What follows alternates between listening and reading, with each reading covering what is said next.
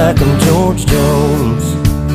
Smoke rolling out the window. Welcome everyone to this week's episode of Unrooted Men's Volleyball Edition.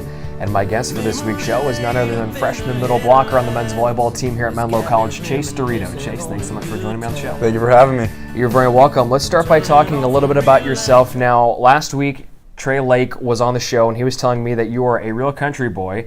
And to prove it, he mentioned that you have many duck calls in your dorm room here on campus. And let me get this straight. You've actually asked for them for Christmas before? Yeah, absolutely. I didn't have enough money, on my own to buy my own duck calls, so I just saw an opportunity during the winter season, because that's when duck season is, to actually ask for them. So I saw kind of an easy way to, get a few more to my lanyard that I actually have right here.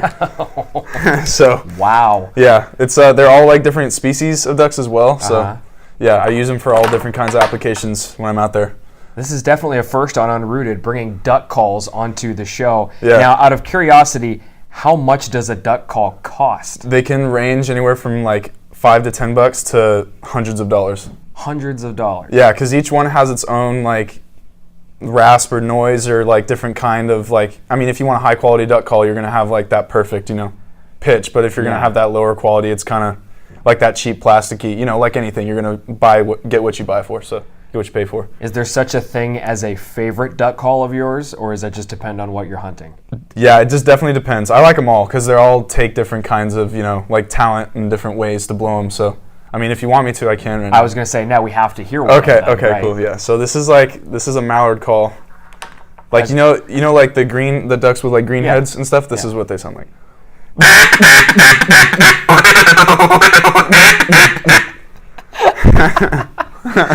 This is one of the best interview beginnings I think we've ever had on the show before.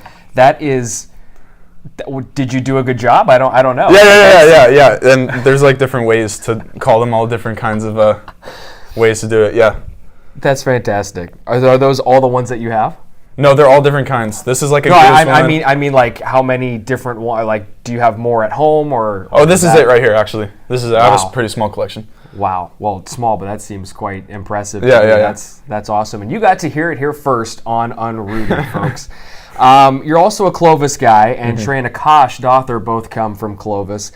Did coming to Menlo become a bit of an easier decision knowing that you had guys from the same high school as you come here? Yeah, absolutely. I saw an opportunity to kind of keep our high school chemistry going from our high school team into college and possibly making the team even better.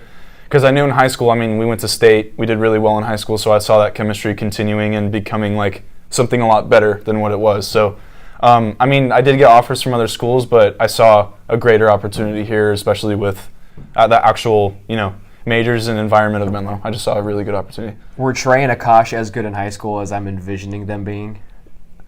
Yeah, in a lot of ways, but they've improved a lot since then as well. Absolutely. Yeah. And if their first year and a half at Menlo has been any indication of that, that's absolutely correct. Now let's talk a little bit about the team here. Menlo finished the first month of the season with a 3-1 record, and the team looks pretty good so far to begin the year. How do you and the rest of the crew feel about how the first month went?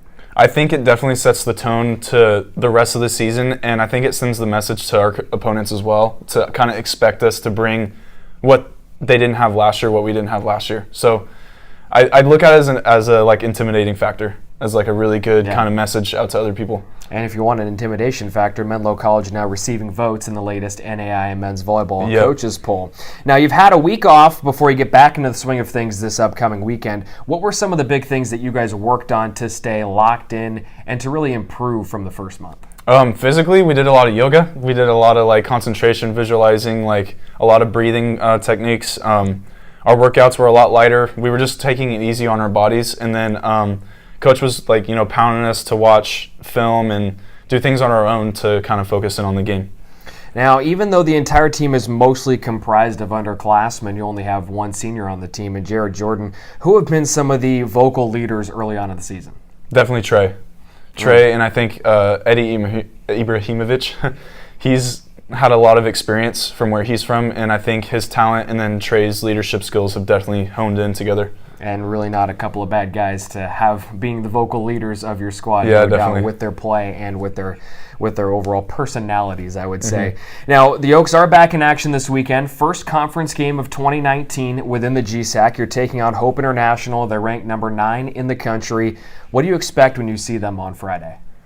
I see it as another team. I see it as another challenge, an opportunity to improve ourselves. I'm kind of excited as a freshman to this will be like my debut almost in a real conference match.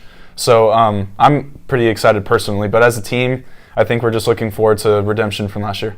Absolutely. All right, Chase, let's get into the final segment of the show. It's called Brownie Bites. I'm going to ask you 3 off-the-wall questions. Give me your best answers. Okay. Question number 1, which teammate is the furthest thing from a country boy? I'd have to say Eddie Ibrahimovic, because I don't know how they roll over in Europe, so I don't see any country boys coming from there. But I also want to say the Hawaiians as well, so Ian and Andrew and Cole.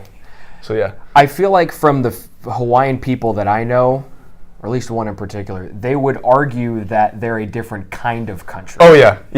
Like it is country, but it's not the country that like we're probably thinking of right now. Yeah, if you're thinking boots and hats and duck country calls. Music and duck calls, then definitely not. That's not going to happen out there. Question number 2, which teammate would make the best duck hunting partner? Trey. Yeah, definitely Trey, because he's really the closest one to a country boy with me. Mm-hmm. And I think we probably established that on the show last week. Yeah. And then question number 3, which teammate hates Doritos the most? Not Chase Doritos, but the chip. I think everybody loves. I don't know who can hate it, but you actually don't like Doritos? I don't like Doritos. Do you not like the flavor? Do you like the?